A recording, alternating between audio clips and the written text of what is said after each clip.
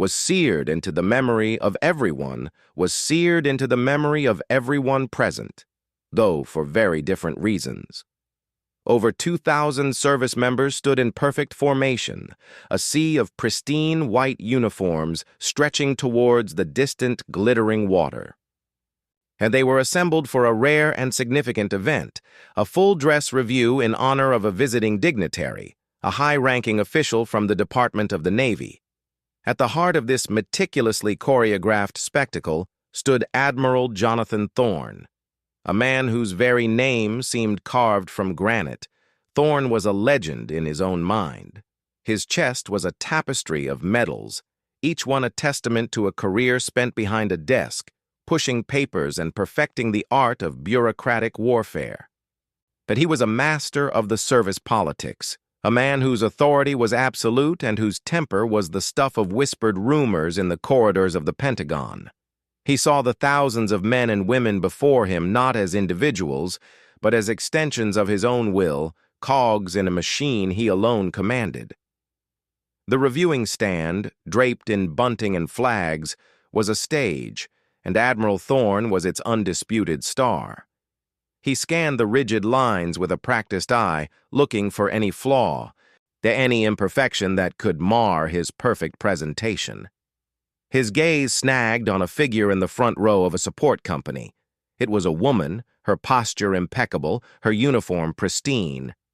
But it wasn't her bearing that drew his ire, it was her footwear. In the front row, directly in the line of sight of the visiting dignitary, stood Chief Petty Officer Elias Stone. Stone was not your average sailor. He was a senior chief, a position of immense respect earned over decades of service. But more than that, he was a legend within the most clandestine circles of the naval special warfare community.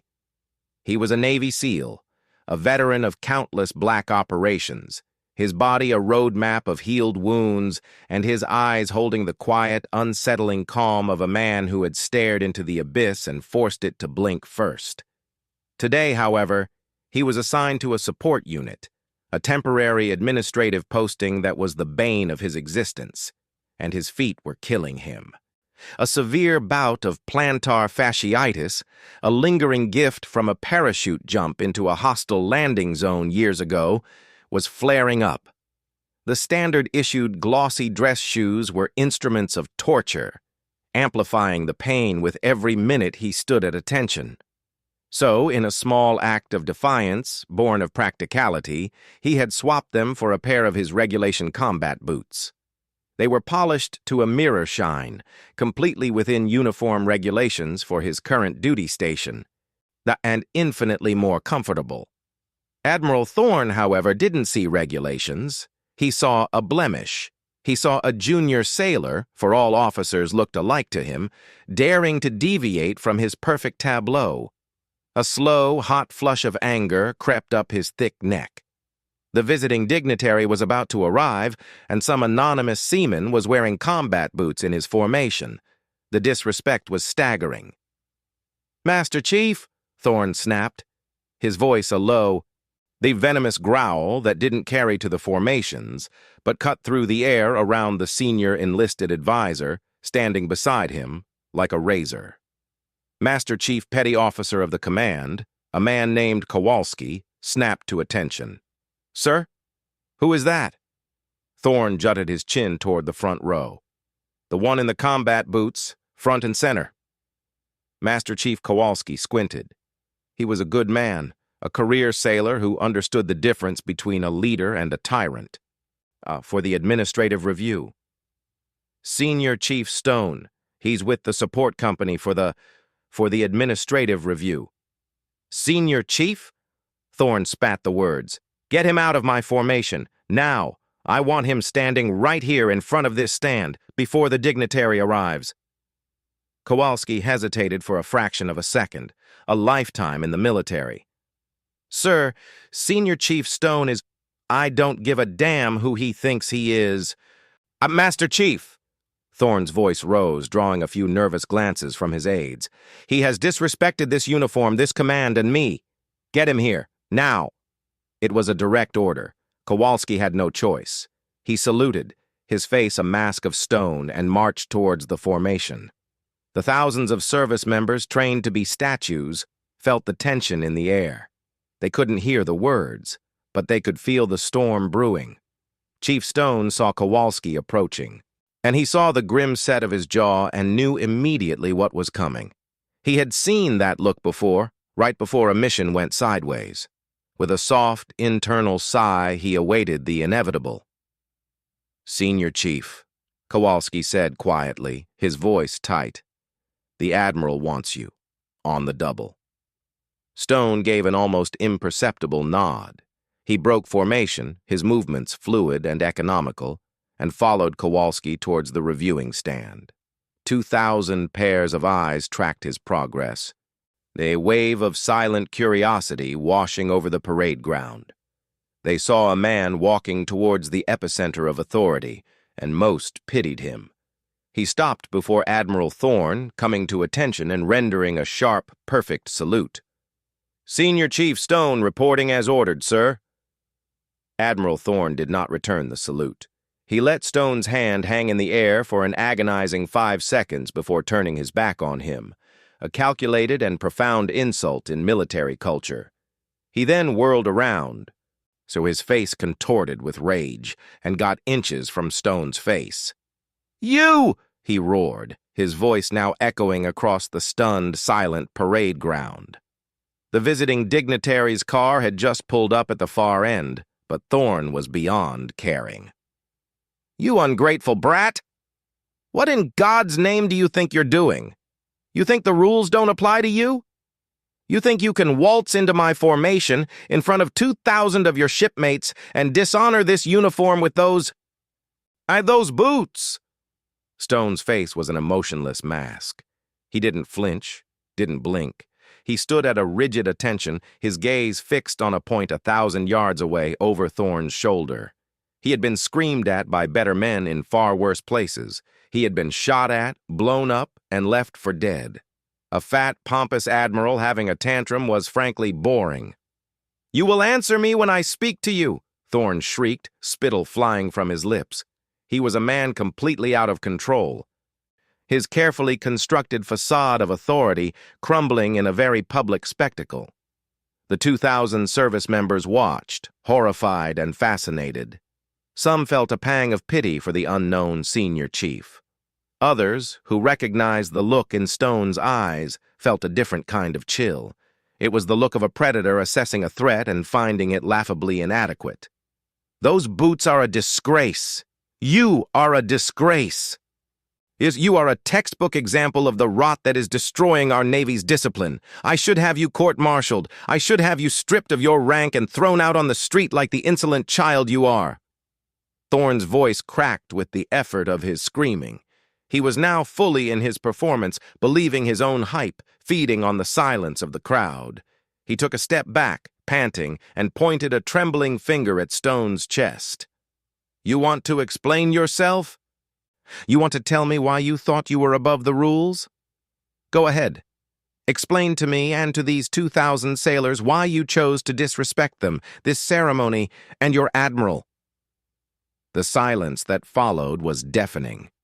It was a vacuum of sound, waiting to be filled. Chief Stone slowly, deliberately, lowered his gaze from the horizon and locked his calm, gray eyes onto Admiral Thorne's furious, bloodshot ones. It was like a wolf looking at a yapping lapdog. When he spoke, our voice wasn't loud. It was quiet, controlled, and carried a weight that Thorne's shrieks could never hope to achieve. It was the voice of a man used to being heard in a hurricane, a voice that commanded life and death in the dark. "Admiral," Stone said, his tone devoid of emotion, almost conversational. "With your permission, I would like to explain." Thorne, momentarily stunned by the man's composure, just gave a curt, dismissive nod. "By all means, enlighten us." Stone didn't move. He kept his hands clasped behind his back, his posture perfect. "Admiral, my feet are injured, a chronic condition sustained in the service of this country. The standard dress shoes exacerbate this injury to the point where standing at attention for a prolonged period is physically impossible. My current duty assignment and my medical profile authorize the wear of alternate regulation footwear. My boots are polished to a higher standard than most of the shoes on this parade ground. He paused, letting his calm, factual words hang in the air. It was a perfectly reasonable, logical, and regulation-based explanation. Thorne, however, was too far gone for logic. "A medical profile?" Thorne scoffed, his voice dripping with sarcasm. "A little footsies issue, Senior Chief?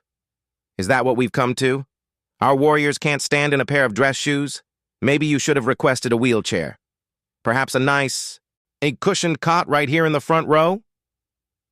A few sycophantic aides chuckled nervously. The sound was ugly and hollow. Stone's expression didn't change. He waited for the laughter to die, then continued, his voice still a quiet, chilling counterpoint to Thorne's bluster. "The injury, Admiral, was sustained during an operation in the Shah-e-Kot Valley, Afghanistan, in March of 2002. He spoke the date with the casual specificity of someone reciting their own address.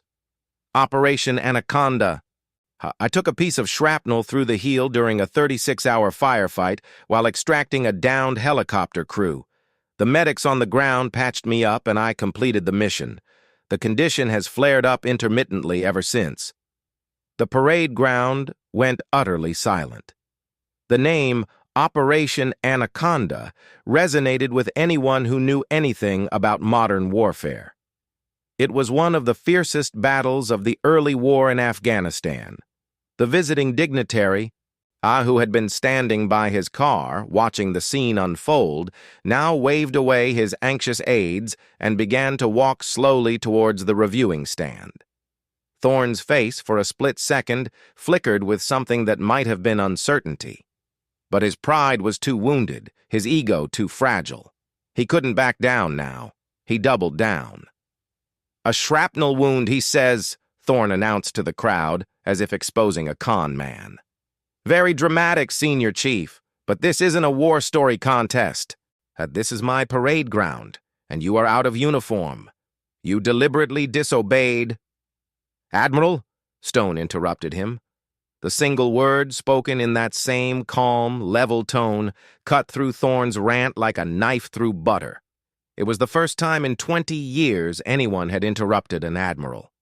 The shock on the faces of the officers surrounding them was palpable. "I am not out of uniform," Stone continued, his eyes never leaving Thorne's. "My actions are within regulations. Yours, however, are not." The gauntlet was thrown. Thorne's mouth opened and closed, speechless for the first time that day. "You are publicly berating a senior non-commissioned officer," Stone stated, as if reading from a report. "You have created a hostile command climate in front of over 2,000 witnesses. You have questioned my honor and my service record without cause or evidence. When these are violations of the very uniform code of military justice you swore to uphold." Thorne's face was a mottled purple. "How dare you? I'll have you in Leavenworth for—" "For what, Admiral?" The question came not from Stone, but from a new voice. It was calm, curious, and carried the unmistakable weight of true authority. The visiting dignitary, a tall, lean man with silver hair and intelligent eyes, had arrived. He was the Undersecretary of the Navy, a civilian, but his role gave him oversight over the entire department. Admiral Thorne snapped to attention, his face a mask of horror. "Mr. Secretary, this man was—" "I saw what you were doing, Admiral," the Undersecretary said quietly. He then turned his full attention to Stone. His eyes narrowed slightly, studying the man's face, his posture, the almost invisible scar that ran along his jawline. A flicker of recognition crossed his own features. "Senior Chief," the Undersecretary said, his tone now respectful. "Would you mind telling me your full name and rating?" Stone didn't hesitate. "Stone, Elias. Senior Chief, Special Warfare Operator, sir." The Undersecretary nodded slowly, a small knowing smile touching his lips. "I thought so.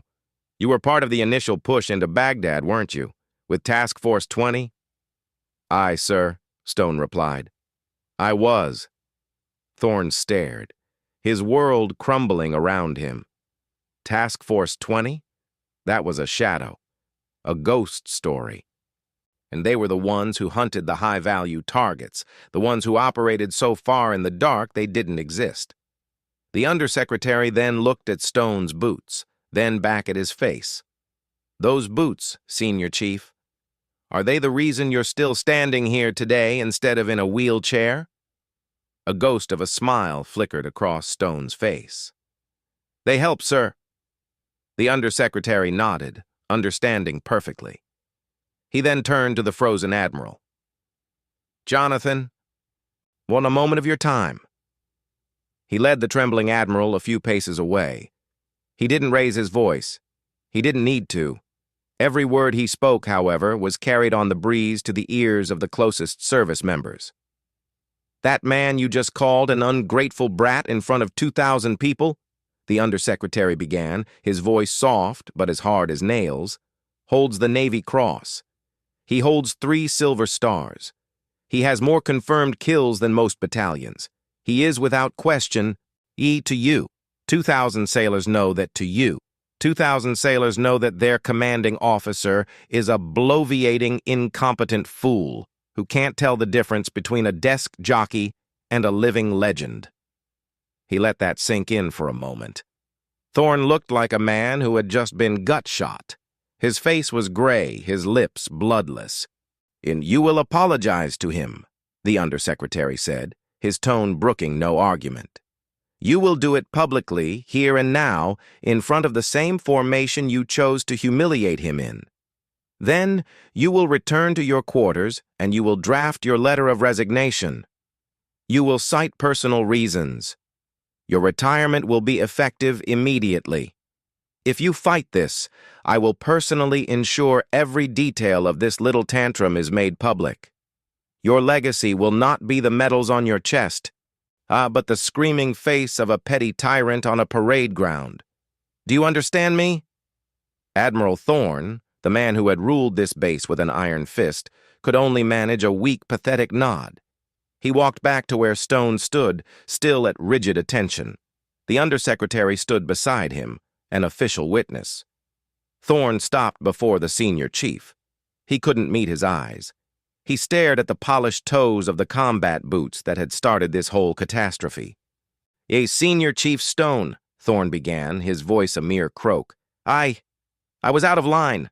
My behavior was unprofessional and unbecoming of an officer. I apologize for my words and my actions. The silence that followed was perhaps the most profound of the entire day. 2,000 sailors held their breath. Stone looked down at the top of the admiral's bowed head. There was no triumph in his eyes, no satisfaction. There was only a profound and weary sadness. This wasn't a victory. This was a tragedy. He simply said, "Apology accepted, sir." It was the most damning 2 words he could have uttered. Their quiet grace highlighted the admiral's disgrace more than any shouted insult ever could. The undersecretary gave a curt nod, signaling the review was over. The formation was dismissed in a stunned, silent wave. The news spread through the base like wildfire, not as a story of a man being put in his place, but as a parable. It was a lesson in humility, what in the danger of assumptions and in the quiet, unassuming nature of true heroism. Chief Stone walked away from the parade ground, his boots making a soft, steady rhythm on the pavement. He didn't look back at the broken man on the reviewing stand. He didn't bask in any perceived glory. He just walked, his feet aching, towards the quiet anonymity he preferred. He was a weapon, honed in the fires of real war, and he had no place in the petty squabbles of peacetime. He was a SEAL, and for a SEAL, the mission was all that mattered. Today, the mission had been to stand his ground, and he had done so, not with fury, but with the unshakable, silent dignity of a man who had already proven everything he needed to prove, not on a parade ground, but on battlefields where the only witnesses were the enemy and the ghosts of fallen friends.